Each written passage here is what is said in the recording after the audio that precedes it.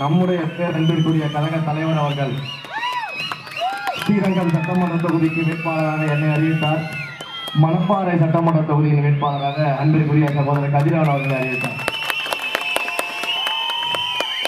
அன்றைக்கு நாங்கள்லாம் கூட்டு கேட்க வரும்போது, நாங்கள்லாம் அவங்களை சந்திச்சு வாக்குகள் சேகரிக்க வரும்போது எந்த அளவிற்கு அன்பை செலுத்துறீங்களோ இன்றைக்கும் அதே அன்போடு நாங்க உங்களை சந்திக்க வந்திருக்கிறோம், நீங்க எங்களை சந்திக்க வந்திருக்கிறீங்க. ரொம்ப மகிழ்ச்சியான ஒரு சந்தோஷம். உங்களுடைய மகிழ்ச்சி, ஸ்ரீரங்கம் சட்டமன்ற தொகுதியில் இருக்கக்கூடிய மக்களின் மகிழ்ச்சி, அன்பு, பாசம் எவ்வளவு பெருசு அப்படின்னா, சாதாரண ஒரு சாமானிய குடும்பத்திலிருந்து வந்த உங்க வீட்டு பிள்ளைக்கு 1,03,000க்கும் மேல ஓட்டு போட்டு ஜெயிக்க வச்சிருக்கீங்க. சாதாரண இடத்துல இருந்து வந்த சகோதரர் கதிரவன் அவர்களை இன்றைக்கு சட்டமன்றத்துக்கு அனுப்பியிருக்கிறீங்க. இதுல நான் இன்னொரு சின்ன பெருமையை எடுத்துக்கலாம் ஸ்ரீரங்கம் தொகுதி மக்களுக்காக. சகோதரர் தவறா நினைக்க மாட்டாருன்னு நினைக்கிறேன். திருச்சி மாவட்டத்திலேயே மிக அதிக வாக்கு வித்தியாசத்தில் என்னை வெற்றி பெற செய்திருக்கிறீங்க. அந்த அளவிற்கு உங்களுடைய ஸ்ரீரங்கம் சட்டமன்ற தொகுதி மக்களுடைய அன்பும் பாசமும் மாண்புமிகு முதலமைச்சர் அவர்களுக்கு இருக்கு. எனக்குன்னு சொல்ல மாட்டேன், அவருக்கு இருக்கு. அவருக்காக தான் நீங்க ஓட்டு போட்டு எங்களை ஜெயிக்க வச்சிருக்கீங்கன்னு எங்களுக்கு தெரியும். எனக்காகவோ ரமேஷுக்காகவோ கதிரவனுக்காகவோ இங்க ஓட்டு கிடையாது. முதலமைச்சர் தலைவர் தளபதி அவர்களுக்காக தான் ஓட்டு. இப்படி நீங்க அளவுக்கு அதிகமா ஸ்ரீரங்கம் சட்டமன்ற தொகுதியில அன்பை திருச்சி மாவட்டத்திலேயே அதிகமா செலுத்தினதுனால ஸ்ரீரங்கத்திலிருந்து தேர்வு செய்யப்பட்ட எனக்கு இந்து சமய அறநிலையத்துறை அமைச்சராக மாற்றி ஒரு அன்பை தலைவர் கேள்விப்பட்டார். வேற ஒண்ணும் கிடையாது. என்னதான் அமைச்சரா இருந்தாலும் எம்எல்ஏவா இருந்தாலும் நாங்க எல்லாரும் மக்கள் சேவகர்கள். எங்களை தலைவர் அப்படிதான் இருக்க சொல்லியிருக்காரு. உங்களோட தான் இருக்க சொல்லியிருக்காரு. உங்க வீட்டு பிள்ளையா தான் இருக்க சொல்லியிருக்காரு. உங்களுக்கு தேவையானதை செஞ்சு கொடுக்க சொல்லியிருக்காரு. அதை தாண்டி எங்களுக்கு எல்லாம் பெரிய கொம்பு எதுவும் முளைச்சில்ல. நாங்களும் சாதாரண மனுஷங்க தான். சாதாரண உங்க வீட்டில் இருக்கக்கூடிய சகோதரர் மாதிரி தான் இருக்கணும் அப்படின்றதுதான் எங்கள் முதலமைச்சருடைய எண்ணம், நம்முடைய முதலமைச்சருடைய எண்ணம், உங்களுடைய பேரன்பை பெற்ற முதலமைச்சருடைய எண்ணம். உங்களுடைய கோரிக்கைகள், குறைகள், உங்களுடைய பிரச்சனைகள் எதுவாக இருந்தாலும் தயவு செய்து அதை ஒரு கடிதத்துல விண்ணப்பமா மனுவா எழுதி அதை எம்எல்ஏ அலுவலகத்தில் கொண்டு வந்து கொடுங்க. நிச்சயமாக அதை வாங்கி பார்த்து அதன் மீது அனைத்து நடவடிக்கைகளையும் எடுக்கிறதுக்கு நாங்க உறுதுணையா இருப்போம். எந்த வகையிலும் இதற்கு முன்பு இருந்த எம்எல்ஏக்கள் போல, இதற்கு முன்பு இருந்த அமைச்சர்கள் போல உங்களை சந்திக்காம, உங்களை பார்க்காம, உங்க குறைகளை கேட்காம நாங்க ஓடி ஒழிய மாட்டோம். நாங்களே தேடி தேடி உங்க வீட்டுக்கு வந்து கேட்போம். நிச்சயமாக அதை செய்து முடிப்போம். நிறைய மனுக்கள் வந்துகிட்டு இருக்குது. அதன் மேல நடவடிக்கை எடுக்கிறதுக்காக வேலைகளை ஸ்டார்ட் பண்ணிட்டோம். ஒரே ஒரு ரிக்வெஸ்ட் தான், கொஞ்சம் எங்களுக்கு டைம் கொடுங்க. ஏன்னா இப்பதான் ஆரம்பிச்சிருக்கிறோம். நாங்களும் முதல் முறை எம்எல்ஏ ஆனவங்க தான். இதற்கு முன்னாடி எம்எல்ஏ எல்லாம் இருந்தது கிடையாது. எங்க குடும்பத்திலேயே அரசியல்னா யாருக்கும் என்னன்னு தெரியாது. முதல்ல அரசியலுக்கு வந்தோம், முதல்ல எம்எல்ஏ ஆயிருக்கோம் நாங்களாம். அப்ப இதையெல்லாம் கத்துக்கிட்டு இருக்கிறோம். அதற்கான டைமை கொஞ்சம் கொடுங்க.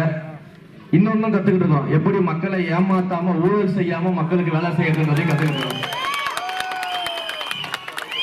அதனால அதற்கான கொஞ்சம் கால அவகாசம் கொடுங்க. நீங்க மனு கொடுத்தீங்கன்னா எவ்வளவு விரைவா அதன் மேல கொஞ்சம் கொஞ்சமா நடவடிக்கை எடுக்க முடியுமோ அந்த நடவடிக்கை எல்லாம் எடுத்து இந்த 5 வருஷத்துல நீங்க எல்லாரும் எங்களுக்கு ஓட்டு போட்டதை நினைச்சு பெருமைப்படுற அளவுக்கு தொகுதியை முன்னேற்றி காட்டணும். எல்லா இடங்களுக்கும் இனிமேல் வரதான் போறோம். எல்லா பணிகளையும் செய்யதான் போறோம். எந்த பாகுபாடும் கிடையாது, எந்த பிரிவினையும் கிடையாது. சரியா? எந்த பாகுபாடும் எந்த பிரிவினையும் எதுவும் கிடையாது. எல்லா இடத்துக்கும் வரதான் போறோம், செய்யதான் போறோம். அதுதான்ப்பா வரந்தான்ப்பா சொல்லிட்டு இருக்கிறேன். அதுதான் சொன்னேன், கொஞ்சம் டைம் கொடுங்க. இப்பதான் ஆரம்பிச்சிருக்கோம்னு சொன்னேன். ஒவ்வொரு விஷயமா எடுத்து செய்ய போறோம். வாக்களித்த பேரன்பிற்குரிய அனைத்து பொதுமக்களுக்கும் நன்றி. ஓட்டு போடாம மிஸ் பண்ணிட்டோம், அடுத்த தடவை விசிலுக்கு தான் ஓட்டு போடுவோம் நினைக்கிற அனைத்து மக்களுக்கும் நன்றி.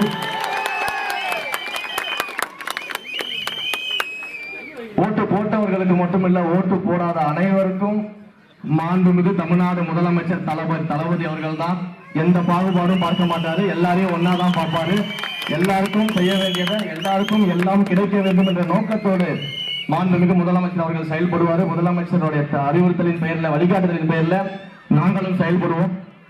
அதனால நான் பிரச்சாரத்துக்கு வரும்போது சொல்லியிருந்தேன், ஸ்ரீரங்கம் தொகுதி முழுக்க அனைத்து இடங்கள்ல பிரச்சாரம் பண்ணும்போது ஒரு விஷயம் சொல்லியிருந்தேன், அதை திரும்பவும் சொல்றேன். 5 ஆண்டுகள் முடியும் பொழுது ஸ்ரீரங்கம் சட்டமன்ற தொகுதி தமிழ்நாட்டின் தலை சிறந்த நம்பர் 1 தொகுதியாக நிச்சயமா இருக்கும். மணப்பாறை தொகுதியும் அதுக்கு ஈக்குவல் நம்பர் 1 தொகுதியா கதிரவன் மாற்றி காட்டுறாங்க. ஊழல் செய்யாம வேலை செய்ய வந்திருக்கோம், உங்களை சுரண்டாம வேலை செய்ய வந்திருக்கோம், உங்களை ஏமாத்தாம வேலை செய்ய வந்திருக்கோம். நீங்க கொடுத்த இந்த வாய்ப்பு மிகப்பெரிய ஒரு வாய்ப்பு, எங்களுடைய வாழ்க்கையில மிகப்பெரிய ஒரு வாய்ப்பு நீங்க கொடுத்துருக்கீங்க. அதை கட்டி முடிச்சுட்டு தான் அடுத்த தடவை ஓட்டு கேட்க வருவோம். எதையுமே நிறைவேற்றாம திரும்ப அடுத்த தடவை ஓட்டு கேட்க வந்து நிற்க மாட்டோம். கண்டிப்பா நிறைவேற்றுவோம்.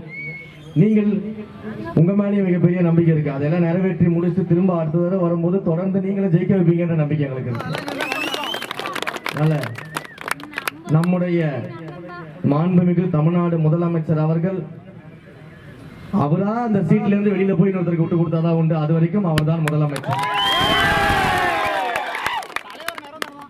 அதனால அந்த அன்பு என்றைக்கும் நாங்க ரொம்பவே மதிக்கிறோம். ரொம்ப சந்தோஷம் உங்க எல்லாரையும் சந்திச்சதுல.